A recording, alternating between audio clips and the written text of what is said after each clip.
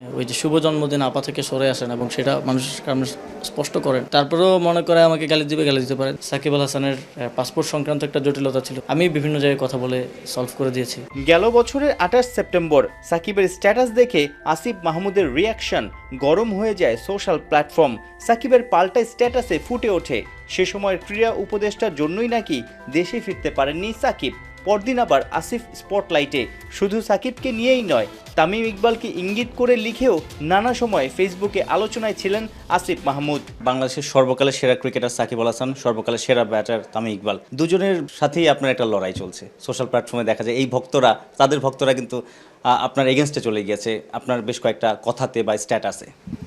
এটা আমার কোনো ব্যক্তিগত লড়াই না এবং আমি এটাকে ব্যক্তিগত বলেও মনে করি না। সাকিব আল হাসানের ভক্তরা যারা আছেন তারা আমাকেই একমাত্র দোষারোপ করেন। আমার তো পলিসি অনুযায়ী আমি চলি, আমার নিজের লোকও যদি আমার উপরে ক্ষুব্ধ হয় তারপরেও আমার পলিসি অনুযায়ী চলতে হবে এবং সেই জায়গা থেকে এটা একটা পলিসির জায়গা থেকে বিরোধ, এটা কোনো ব্যক্তিগত জায়গার বিরোধ না। আমার বক্তব্যটা তাদের কাছে রাখা প্রয়োজন। তারা যদি তারপরেও মনে করে আমাকে গালি দিতে পারেন, তাদের ওই স্বাধীনতা আছে। আমরা বাক স্বাধীনতায় বিশ্বাস করি। সরকারে থাকতেও এমন কোনো ইনস্ট্যান্স নাই যে কেউ আমাকে গালি দিয়েছেন, ট্যাগ করে গালি দিয়েছেন, আমি তার বিরুদ্ধে কোনো ব্যবস্থা নিয়েছি বা কিছু করেছি। 21 মাস হলো, অর্থাৎ 2024-এর 2রা জুলাই দেশ ছেড়েছিলেন সাকিব। 24-এর অক্টোবরে এবং 26-এর মার্চে দুবার তার দেশে ফেরার সম্ভাবনা উকি দিয়েছিল। জন্মভূমিতে ফিরতে কোথায় বাধা সাকিবের? তিনি তার মামলাগুলো ফেস করে আসেন প্রপারলি এবং তিনি তার যেই রাজনৈতিক অবস্থান পূর্ববর্তী সময়ে ওই যে শুভ জন্মদিন আপা থেকে সরে আসেন এবং সেটা মানুষের সামনে স্পষ্ট করেন, তাহলে আমার মনে হয় যে ডিউ প্রসেসের মধ্য দিয়ে হলে তো আসলে সমস্যা নেই। কিন্তু ওই ডিউ প্রসেস ফলো না করে আমার মনে হয় না তিনিও আসবেন, কারণ তারও ভয় আছে ওই মামলাগুলোর বিষয়ে। এটা হয়তো অনেকেই জানেন না, সাকিব আল হাসানের পাসপোর্ট সংক্রান্ত একটা জটিলতা ছিল। তখন যখন প্রসেসটা চলছিল এবং একটা গুডউইল ওনার মধ্যে আমরা দেখেছি, ওনার সেই জটিলতা কিন্তু আমি বিভিন্ন জায়গায় কথা বলে সলভ করে দিয়েছি।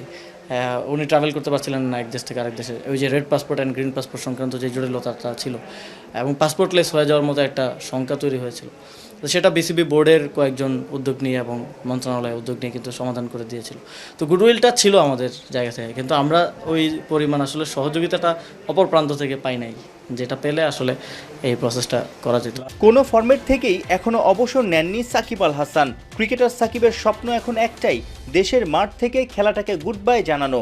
এখন পর্যন্ত 2024-এর সেপ্টেম্বরের কানপুর টেস্ট হয়ে আছে তার শেষ আন্তর্জাতিক ম্যাচ। সাকিব আল হাসান চান তার মামলাগুলো উঠায় দেওয়া হোক, তারপরে তিনি আসবেন। Is that possible?